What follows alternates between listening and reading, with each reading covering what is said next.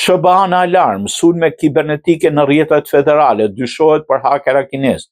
Shtetet e Bashkuara janë vënë në alarm pas një sulmi të madh kibernetik që ka goditur rrjetet federale, disa agjencive qeveritare. Autoritetet amerikane kanë dhënë urdhër emergjent për forcuar mbrojtjen kibernetike pasi hakerët kanë arritur tepër në sistemet e një për institucione federale në atë që quhet një fushat spionazhi ndërkombëtar. Sipas mediave të huaja, edhe nuk është konfirmuar zyrtarisht se kush qëndron pas këtij sulmi, por ekspertë të sigurisë kibernetike dyshojnë se pastaj fshihen grupe të mbështetur nga Kina, të cilët kanë shfrytzuar dobësitë pa njohura në software-in e prodhuar nga kompania Cisco.